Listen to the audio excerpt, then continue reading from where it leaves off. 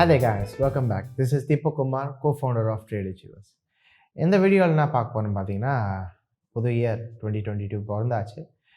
நிறைய ட்ரேடர்ஸ் வந்திருப்பீங்க. ஒரு நியூ இயர் ரெசல்யூஷன் மாதிரி வச்சுக்கலாமே. என்னென்னா, ட்ரேடிங்கில் என்னென்ன விஷயங்கள் பண்ணக்கூடாது, அந்த விஷயங்கள் தெரியணும். ஏன்னா நம்ம இப்போ ட்ரேடிங் பண்ண போகிறோம். இந்த வருஷம் இன்னும் ஒரு 12 மாதம் கிட்டே இருக்குது.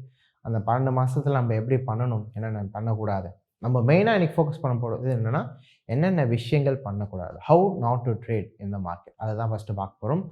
ஃபஸ்ட்டு ஹவு நாட் டு ட்ரேடில் என்ன பார்க்க போகிறோன்னா, don't trade according to your intuition. என்னென்னா, ஃபஸ்ட்டு நம்ம பார்க்கறது உங்கள் உள்ளுணர்வு. ஒன்று தோன்றதை வச்சு ட்ரேடு பண்ணவே கூடாது. நல்லா புரிஞ்சுக்கோங்க. உள்ளே ஒன்று தோணுதுன்னா அதை நம்ம எங்கே வைக்கணும்னா உள்ளே தான் வைக்கணும், வெளில எடுத்துகிட்டு வரக்கூடாது. ஏன்னா மார்க்கெட்டில் பார்த்தீங்கன்னா உள்ளே தோன்றதை வச்சு மார்க்கெட் மூவ் ஆகுது. அந்த பையர்ஸ்னாலையும் செல்லர்ஸ்னால்தான் மார்க்கெட் மூவ் ஆகுது. அதனால் உள்ளே எனக்கு தோணுச்சு, எனக்கு இன்ஸ்டியூஷன் இது மாதிரி தான் பண்ணுவாங்க, அதை வச்சுலாம் மார்க்கெட் மூவ் ஆகுது. அதனால் உள்ளே தோன்றதை உள்ளே வச்சுக்கோங்க, வெளில எடுத்துகிட்டு வர வேண்டாம். எப்போதுமே நீங்கள் ட்ரேட் பண்ணும் போது நீங்கள் யூஸ் பண்ண வேண்டியது நாலேஜ் தான் யூஸ் பண்ணணும். நாலேஜை யூஸ் பண்ணி ட்ரேட் பண்ணால் மட்டும்தான் ப்ராஃபிட் பண்ண முடியும். அப்படி உள்ளே ஒன்று தோன்றதை வச்சு நம்மளால் ப்ராஃபிட் பண்ண முடியும்னா, இந்நேரத்துக்கு எத்தனை பேர் நம்ம ஒரு கோடீஸ்வரனாக இருந்திருப்பாங்க உள்ளே தோன்றது வச்சு. அவங்க எல்லாமே உள்ளே தோன்றதை வச்சு ட்ரேட் பண்ணி பெரிய பெரிய ஆளுங்களை எடுத்து பார்க்கலாம். சும்மா ஒரு எக்ஸாம்பிள் எடுத்து பாருங்கள். அவங்ககிட்ட போய் கேட்டு பாருங்கள், இல்லைனா நீங்கள் ஒரு பிஸ்னஸ் ஸ்டார்ட் பண்ணும்போது உள்ளே ஒன்று தோன்றதை வச்சு எடுத்தீங்களா, இல்லை ரிசர்ச் பண்ணி எடுத்தீங்களா அப்படின்னு கேட்டுப்பாங்க.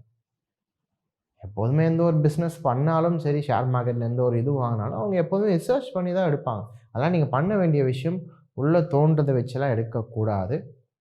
மார்க்கெட்டில் அனலைஸ் பண்ணி பாருங்கள், அதில் என்ன ட்ரெண்டோ, அப் ட்ரெண்டோ, டவுன் ட்ரெண்டோ, அதில் என்ன மாதிரி இருக்கோ அதை மாதிரி எடுத்துக்கோங்க. அப்படி தான் எப்போதுமே பண்ணணும்.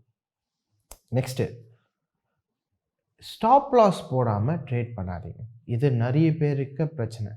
ஸ்டாப் லாஸ் போடும் போதும் நிறைய பேருக்கு ஃபஸ்ட்டு என்ன ப்ராப்ளம், நம்ம மக்களுக்கு என்ன ப்ராப்ளம்னா, ஸ்டாப் லாஸை நம்ம எப்படி போடுவோம்னா, ஒரு 1000 ரூபாய் 2000 ரூபாய் போடுவோம்.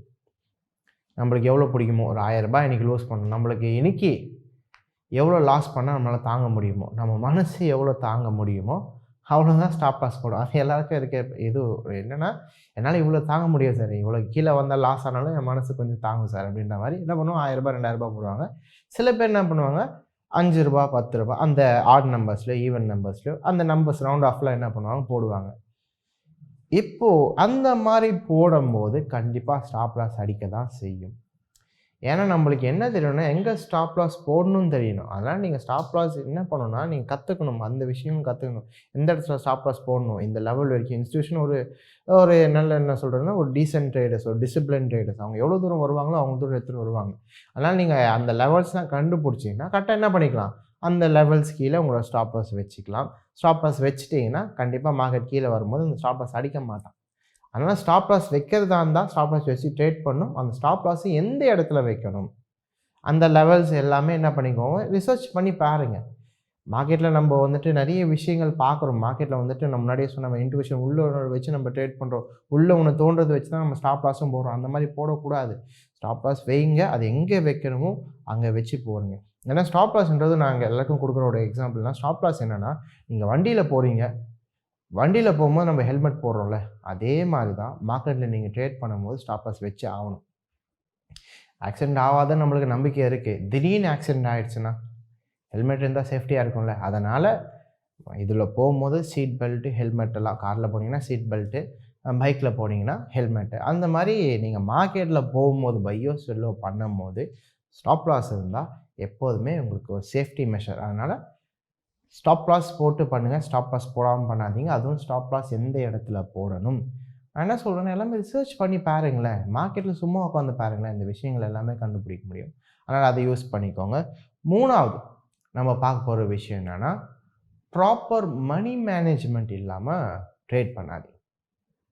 மணி மேனேஜ்மெண்ட் இதுதான் நிறைய மக்களுக்கு பிரச்சனை.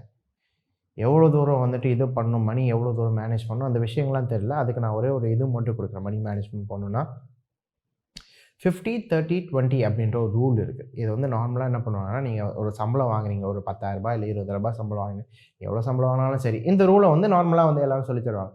என்னன்னா 50% உங்களோட செலவுக்கும் 30% 50% நம்மளோட டெய்லி நீட்ஸுக்கும், 30% உங்களுக்கு வேறு என்னாச்சும் வாங்க வேண்டியது இருந்துச்சுன்னா அந்த விஷயத்துக்கும், 20% எப்போதுமே சேவ் பண்ணி வைக்க சொல்லுவாங்க. எப்போதுமே என்ன பண்ணணும், 20% நீங்கள் சம்பாதிக்கிறதுலேருந்து 20% எப்போதுமே மாதம் மாதம் என்ன பண்ணணும், சேவ் பண்ணிட்டு வச்சுக்கணும். இதுதான் என்ன சொல்லுவாங்கன்னா 50, 30, 20.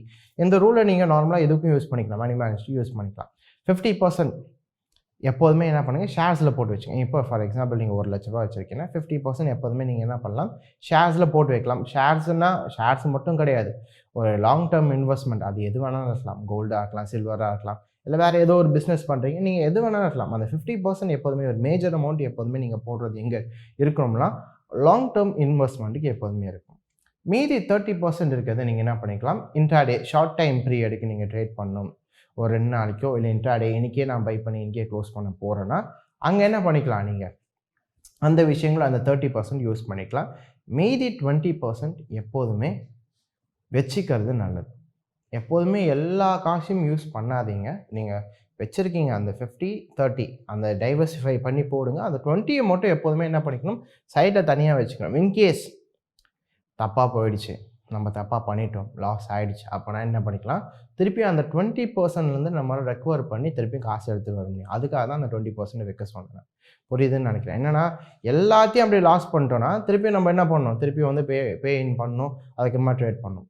எல்லாத்தையும் லாஸ் பண்ணாது அந்த மாதிரி வேண்டாம். என்ன பண்ணிக்கோங்க, அந்த 50, 30 டைவர்சிஃபை பண்ணி வச்சுக்கோங்க. ஏன்னா இதுலேயே உங்களுக்கு என்ன ஆயிடும்னா, இன்கேஸ் லாங் டேர்ம் இன்வெஸ்ட்மெண்ட்டில் என்ன பிரச்சனை வந்தால் ஷார்ட் டேர்மில் உங்களுக்கு ப்ராஃபிட் வரும், இல்லை ஷார்ட் டேர்மில் என்ன லாஸ் வந்துச்சுன்னா லாங் டேர்மில் உங்களுக்கு ப்ராஃபிட் வரும். ஆனால் இதுலேயே பேலன்ஸ் ஆகிடும். இன்கேஸ் அப்படியே அந்த 2 இதுலேயும் லாஸ் வந்தால் கூட நம்மளால் என்ன பண்ண முடியும், அந்த 20%லேருந்து திருப்பி என்ன பண்ணலாம், நம்மளால் பில்ட் பண்ண முடியும். அதனால் எல்லாத்தையும் போட்டுறாமல் என்ன பண்ணிக்கோங்க, கொஞ்சம் சைடில் வைக்கிறதும் நல்லது.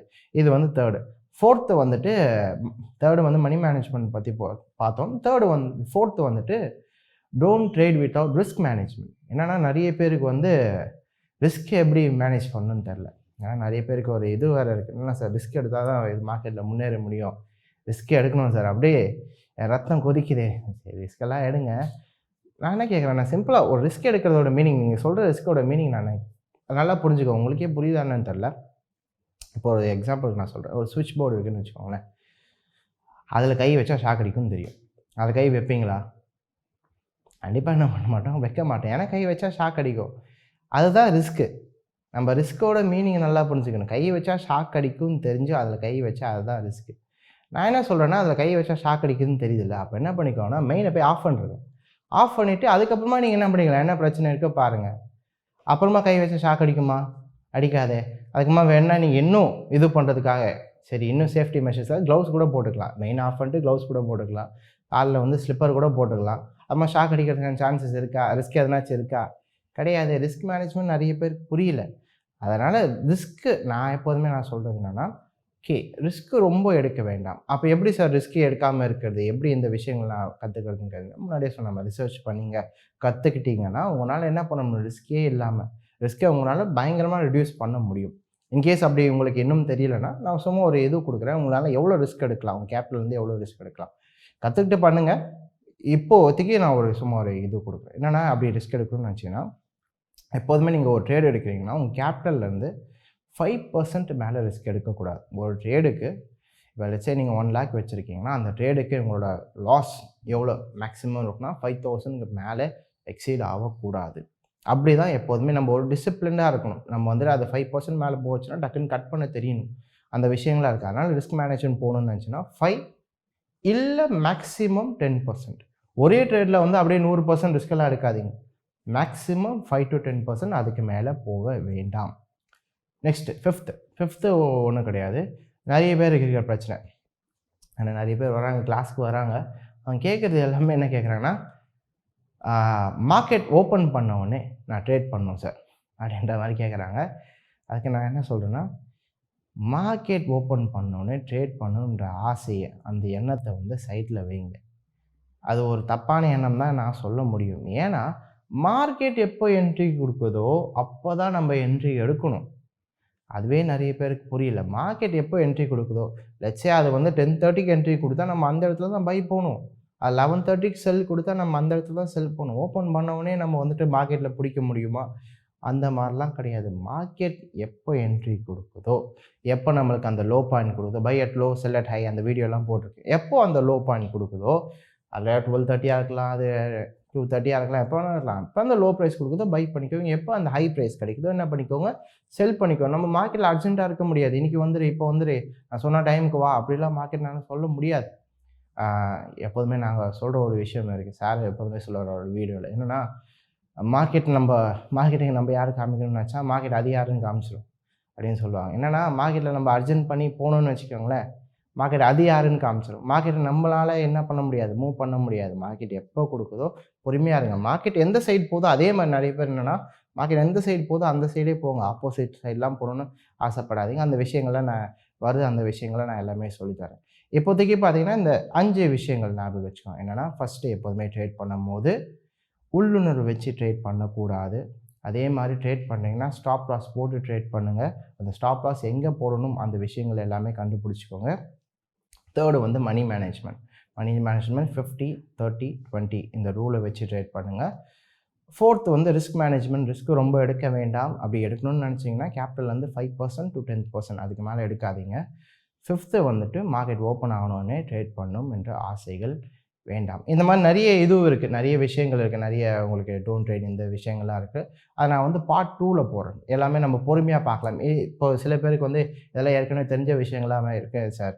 நீங்க ஏற்கனவே சொன்ன மாரி தான் இருக்கு அப்படின்னு நெனைப்பாங்க. எப்போதுமே நல்லா புரிஞ்சுக்கோங்க. Repetition is the best way of teaching. என்னன்னா, திரும்பி திரும்பி சொல்லும்போது தான் நல்லா ஆழமா போய் சேரும்.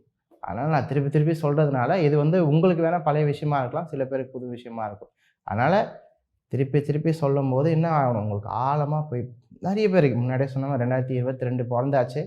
இனிமேட்னாச்சும் ஒழுங்கா பண்ணலாமே! அதுக்காக தான் இந்த வீடியோஸ்லாம் இருக்கு. இன்கேஸ் நான் இப்ப இந்த சொன்னேன்ல, எங்க ஸ்டாப் லாஸ் போடணும், எப்படி நம்ம அனலைஸ் பண்ணி ட்ரேட் பண்ணணும், அந்த விஷயங்கள்லாம் கத்துக்கணும்னு நெனச்சீங்கன்னா, கீழ இருக்க ஸ்க்ரோல் இருக்குல்ல, இந்த நம்பருக்கு கால் பண்ணீங்கன்னா, அவங்க டீட்டெயில்ஸ் எல்லாமே சொல்லிருவாங்க. ஆன்லைன் கிளாஸ் எப்ப இருக்கு?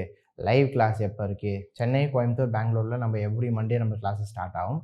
இது இல்லாம வர முடியாதவங்க ஆன்லைன் கிளாஸஸும் இருக்கு. அதே மாரி எவ்ரி சாட்டர்டே பார்த்தீங்கன்னா, உங்களுக்கு வீக்கெண்ட் பேட்சும் இருக்கு. என்னன்னா, இந்த 5 டேஸ்ல வர முடியாதவங்க, அந்த வீக்கெண்ட் பேட்சும் நீங்க இது என்ரோல் பண்ணிக்கலாம். அந்த டீட்டெயில்ஸ் எல்லாமே கீழ இருக்கு. அதில நீங்க கால் பண்ணி கேட்டீங்கன்னா, அவங்க எல்லாமே சொல்ருவாங்க. எனக்கு தெரிஞ்சு இந்த வீடியோ ரொம்ப யூஸ்ஃபுல்லா இருந்திருக்கும்னு நெனைக்கிறேன். இதே மாரி நான் உங்கள அடுத்த வீடியோல சந்திக்கிறேன். Until then take care. பாய்.